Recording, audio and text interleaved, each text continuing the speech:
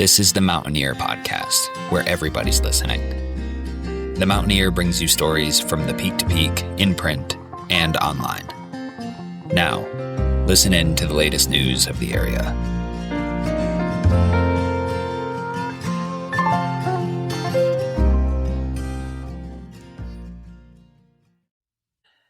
You might be neighbors with a guy who has Paul McCartney's phone number.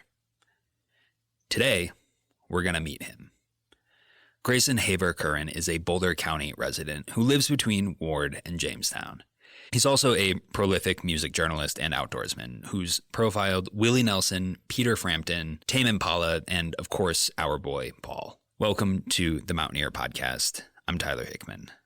Today, we've got a fantastic interview with Grayson from our sister podcast, Boulder Valley Frequency. Grayson's journey to writing for pubs like Pitchfork and GQ is a bit bumpy, like any good journey is, and he's a hell of a storyteller. Stick around to hear the full interview after today's headlines. Before we dive in, we've got a quick word for one of our sponsors, Central City Opera. The 94th Central City Opera Festival opens June 27th.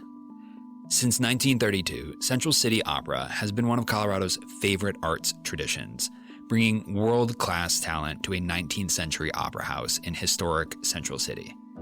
This summer, CCO is celebrating the 70th anniversary of our world premiere of The Ballad of Baby Doe. The show tells the scandalous historical love story of Silver Baron Horace Tabor, who left his wife Augusta for Baby Doe, a performance which rocked Denver society and today remains a staple in Colorado history. You can also catch the Marriage of Figaro masterclass and CCO in concert this season, with a cast featuring talent from the Met, San Francisco Opera, and beyond. Tickets start at $32, and seats are going fast, so don't miss out. The festival runs June 27th through August 2nd. Visit centralcityopera.org to learn more. Let's get to this week's top stories.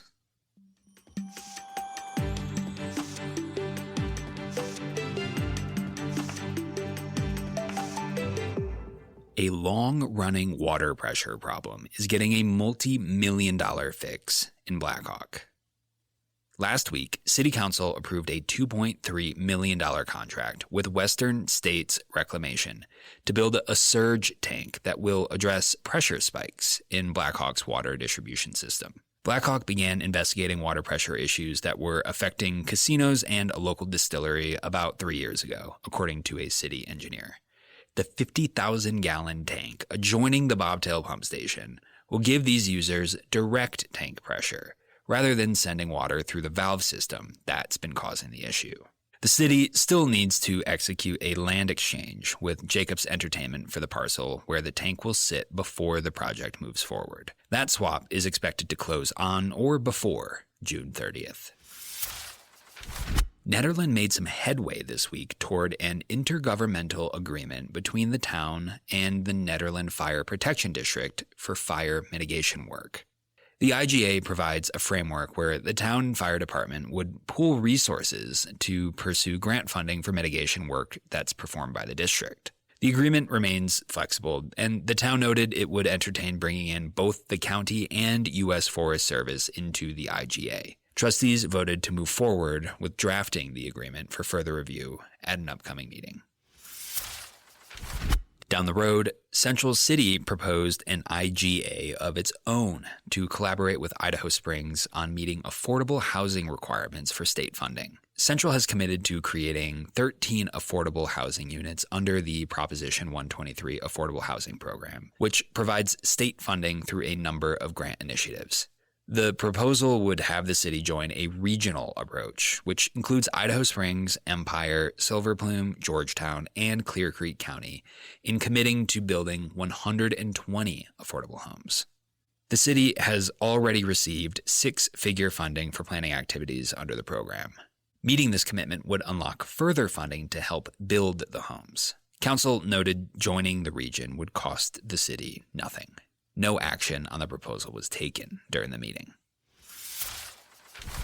Lastly, this is more of a shout out to a Gilpin local who just joined an elite group of journalists. A KMBC 9 News investigation is making an impact across the United States. One of the top agencies that trains corrections leaders across the country will now use KMBC's reporting into the future. Investigative reporter Matt Fleener shows us how the National Institute for Jail Operations is using our investigation into restraint chair use to rework its policies. Resident turned news producer Carly Johnson is now a Peabody award-winning journalist, one of the highest honors in our industry. Johnson worked with a team at KMBC TV in Kansas City, Missouri, to uncover a shocking pattern of abuse in jails using restraint chairs throughout the region. The investigation found $100 million in damages paid to families of victims because of injury and death. You can watch their Peabody award-winning documentary at the link in our show notes. Congrats to Carly and the rest of her team for doing genuinely impactful journalism. Seeing stories like this are a big reason why I continue to do my job every single day. Those were this week's top headlines. As always, you can read these stories and so much more in this week's print edition or at the mtnear.com. Without further ado, here's Jeff Rosick interviewing your neighbor, Grayson Haver Currin. Oh, and one more thing. The shout-out Grayson gives Caribou Current was totally unsolicited. Just a note that your favorite music journalist's favorite local publication is brought to you by The Mountaineer. Enough with the self-promotion. Here they are.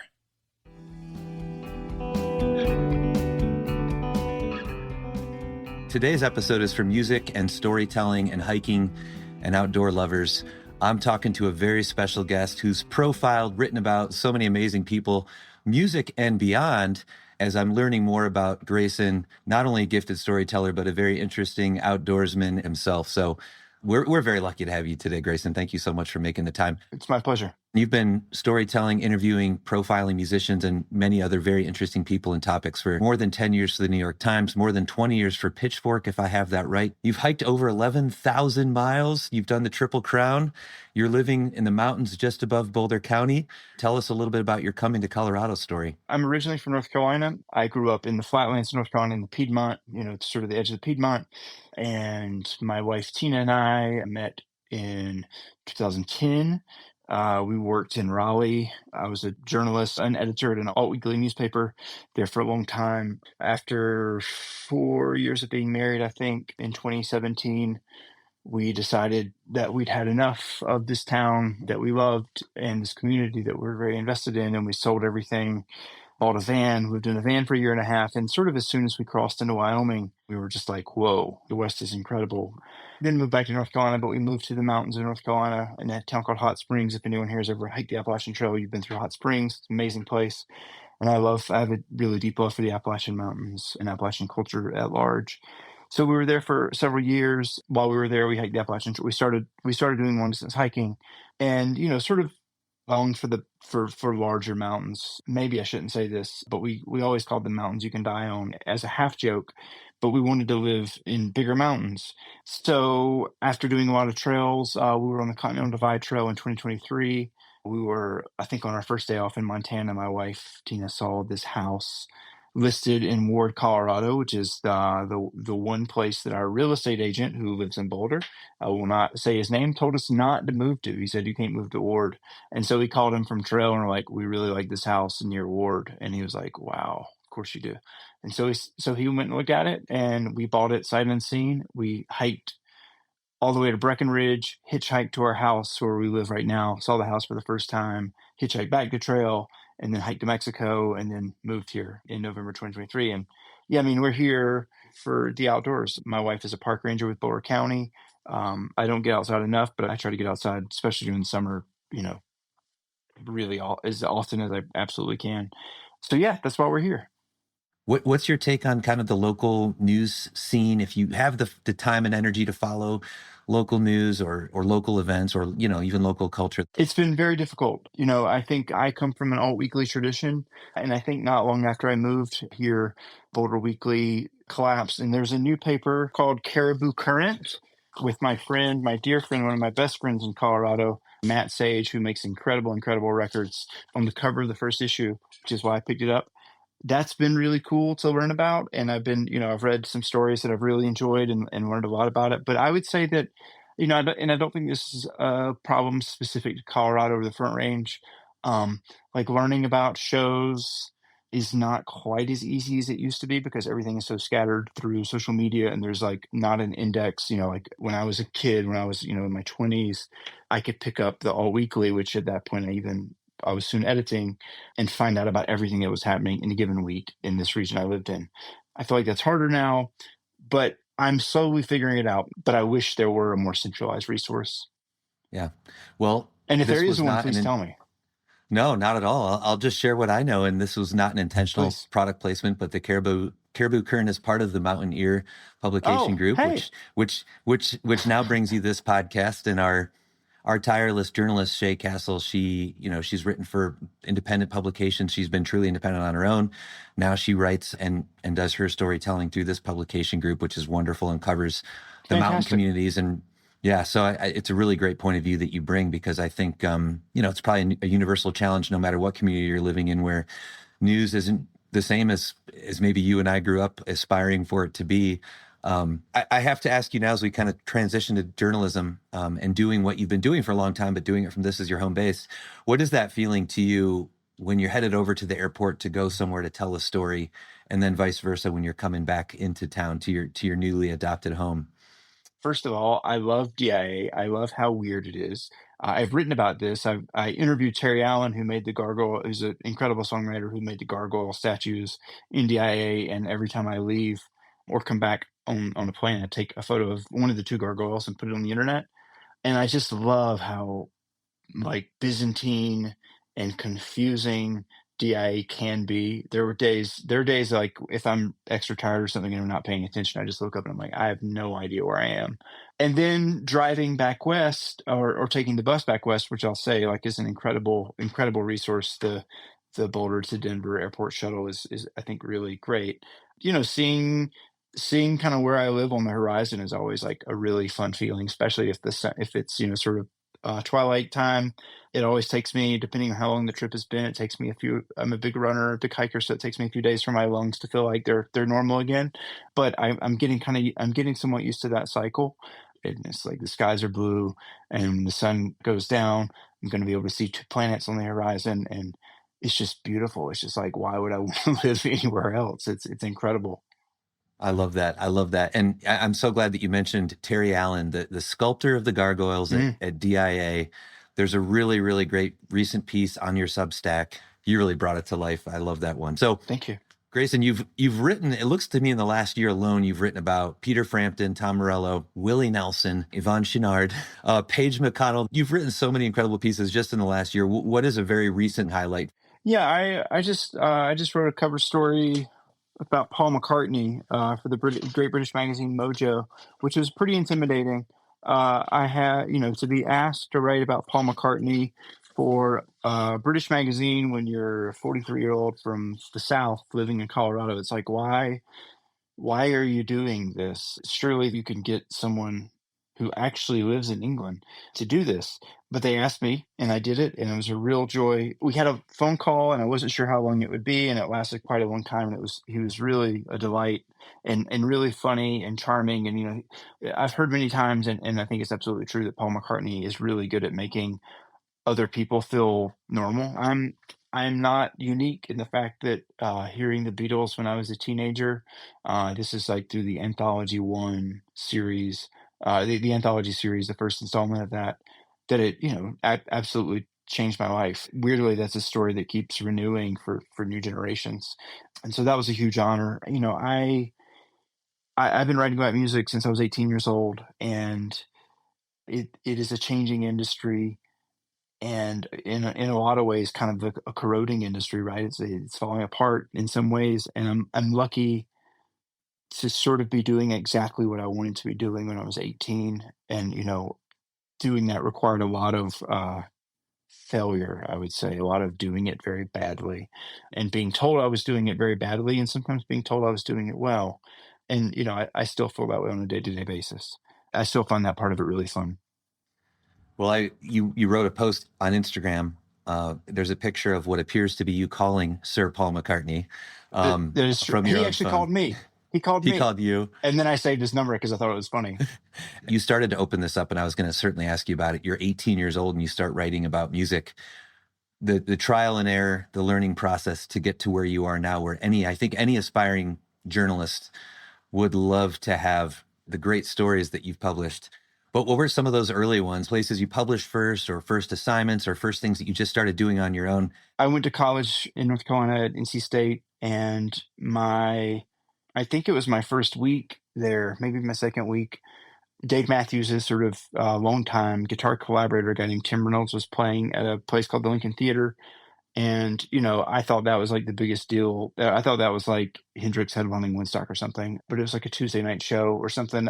So I, for some reason, knew that maybe I could go to Tim Reynolds' website and he'd have a publicist, and I could email that publicist, who I owe a thank you note to this day. Like, I should really try to find this person and say thank you. And I just emailed her and said, hey, I'm a journalist for the student newspaper. I would like to interview Tim Reynolds and publish the interview in the newspaper. And I think within a day or two, she said yes. And then I had to go to the student newspaper office and say, hey, I would like to write for you. And they're like, oh, cool. Like whatever, fill out an application kit and here it is. I was like, okay, cool. Well, also I scheduled an interview with this guy, Tim Reynolds, who's Dave Matthews' guitarist. And they're like, really? I was like, yeah. And they're like, for us? And I was like, yeah, I guess so. And they're like, you're hired. So they hired me. And if I had not done that, I think my life probably turns out a lot differently. But, I would go to a show every night, and I wrote constantly for the student newspaper. And then I think when I was a junior, I got a job at the Alt Weekly, which is a really historic alt weekly in the South called the Independent Weekly. And I worked there for the next 12 years probably. And I interviewed everyone I could. There's a huge local music community there. Record labels like Merge Records or Yap Rock Records, and bands like Supertrunk and Southern Culture on the Skids or His Gold Messenger, Megaphone. And then I started freelancing for Pitchfork. The first piece I ever wrote for Pitchfork was an interview with Glenn Cochee from Wilco. And, I remember turning that piece in and just like the editor ripping. And this is like before Pitchfork really had incredibly stronger editorial standards, just ripping the intro apart because I'd written like a book. I mean, the intro was probably like twice as long as the interview. And just like what, like learning through failure. And I think like the All Weekly universe, the sort of like small pay, but some pay, like website universe of that moment, like allowed me to be able to live in a cheap house in a cheap city with a bunch of members of bands and fail all the time. And it's a moment that if I think about it too hard, I should stop because it breaks your brain a little bit. And you're like, how did that happen? And yeah, I don't know how it happens. One more story I want to ask you about, because I suspect we have more Phish fans in the audience. The story for GQ about the lighting setup for Phish at the Sphere. I just read that. I really, really loved it. And that was a pretty recent story. Thank you. Not long after I moved to Boulder, 6 months after I moved to Boulder, I was in Los Angeles writing about Mavis Staples for her 80th birthday for the New York Times, and Phish was playing at Sphere. I'd never been a Phish fan. I've had so many friends who were Phish fans, and I asked another friend who was in LA, I was like, do you want to go, let's drive to Las Vegas and see Phish at Sphere, because I had an invitation to do that. So we went for 2 nights, and a few months later, GQ asked me to profile Phish. And so I said yes. And I got sent to Delaware for the Montegreen Fish Festival, 4 days Delaware, nothing but fish in the summer. And I was like, this is going to be the worst experience of my life. It's going to be terrible. And I don't feel weird telling this story. I've told this story before. But, so I went with 2 friends who are enormous Phish fans and 2 of my favorite people on the planet, a guy named Nick Sanborn, who's in a band called Sylvan Esso, and a guy named Matt Austin, who's just a great writer and a longtime friend. And I went with them, and they were kind of my spirit guides to this world. And kind of that first night, I remember thinking, like, this is like the best. I love this. It was Fish in a Field, which I think is the way, if you're going to go try to get into Phish, you got to go see Fish in a Field, right? So I went to those shows. I wrote this profile for GQ. I really loved doing it. People loved that piece, I guess. And GQ loved that piece, and they kept asking me to do these stories. And so all these profiles I've done for GQ, which is probably like a dozen, like between 8 to 13,000 words in the last 2 years, which have been some of my favorite writing experiences of my life, have all sort of stemmed from that. And so my wife, who also became a Phish fan after I became a Phish fan, because I took her to a show at Dick's, we went to see 3 of the Sphere shows. The lights were insane. Like the evolution of the lights since that first run of shows I saw at Sphere was insane.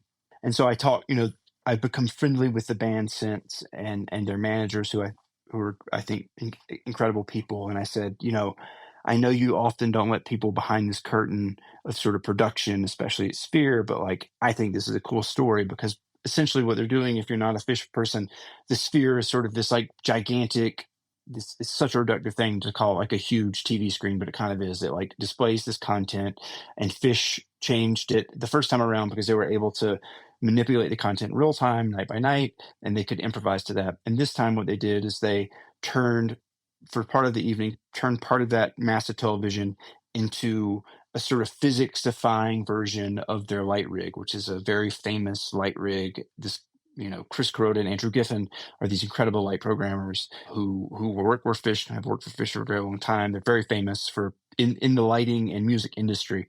And so they basically turned this into a thing that they could play in real time with the band. And it was beautiful. It was kind of mind-blowing. And so I asked if we could write this story, and GQ said yes. Phish said yes.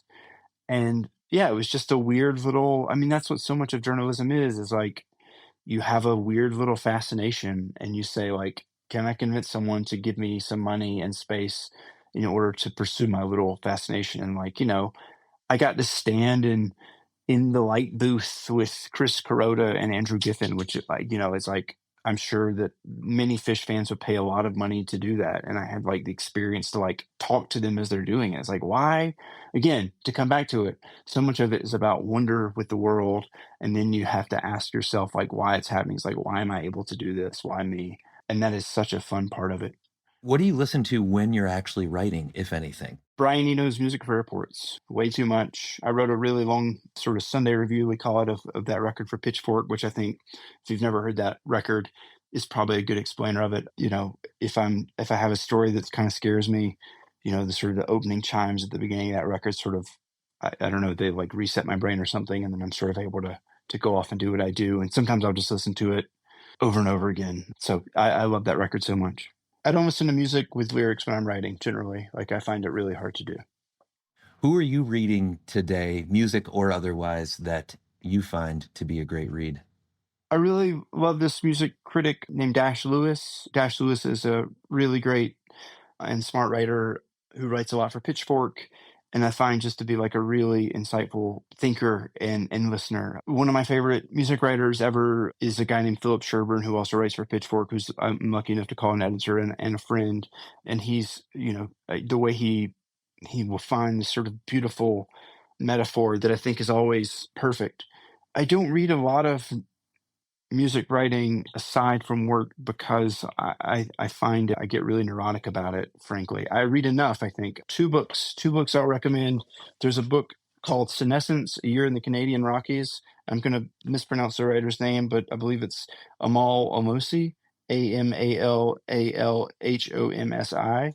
It's a really beautifully, so many books. People are always like, why don't you write a book about hiking? And it's because I think most books about hiking are awful. I feel comfortable saying that, but this is a really beautiful book about being outside. And then there's this other book. It's called All the Work I Never Wanted: A Memoirella of Jobs by Rex Marshall. Rex Marshall is a musician in Portland, Oregon now, and this is one of the funniest books I've ever read. And there are these essays about like working in McDonald's and working at a Grateful Dead show, I think in Las Vegas. Just all kinds of like amazing stories about being an employee of places you don't want to be an employee of. And I think no matter what job you have these stories of being like, man, this job sucks. And Rex tells these stories with like such humor and realness that I can't recommend it enough. Well, on that note, I'll bring us home with the question I've been able to ask some really interesting people that we've interviewed for this podcast. And that is, what's something that gives you optimism?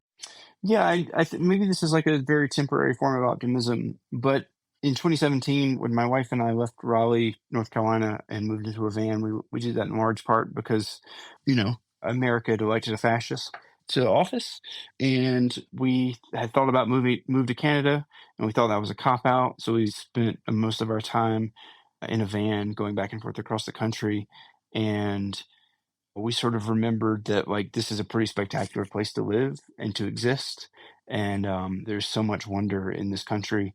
And spring, or maybe summer, it is kind of coming to the high country in Colorado, and you know that's not going to last forever. But again, it does have that feeling of being like this is it is special to exist. So I guess what gives me hope is sort of you know the moose that I hope it walks through my yard later tonight, and sort of the wildflowers that I can see out of my window. There's some things I wanted to ask you about and didn't even get a chance to, but we'll make sure to share links to all the things you've written recently and places people can find you, especially on your Substack, Out and Back. You can also look up Currincy, CURRINCY.substack.com, or Currincy on Instagram. Grayson, thank you so much for joining us today. It's been an awesome conversation, and I hope you do see that moose tonight in your big, beautiful front yard. Thanks so much. It's been a pleasure, and thanks for having me. I really appreciate it. That's all for today. Huge thanks to Boulder Valley Frequency for once again sharing a phenomenal episode with us. If you're not sick of hearing my voice, you can tune into their show next week to listen to me interview Shay Castle about the upcoming primary elections. If you need some guidance on who to vote for in your local election, I highly recommend tuning into that show. If you liked today's episode, please share it around. It's the best thing you can do to help us grow. You can subscribe to us wherever you get your podcasts to get our shows the moment they hit the airwaves. And if you see Grayson, say hi. Once again, this is the Mountaineer Podcast. I'm Tyler Hickman. Thanks for listening. We'll see you next week.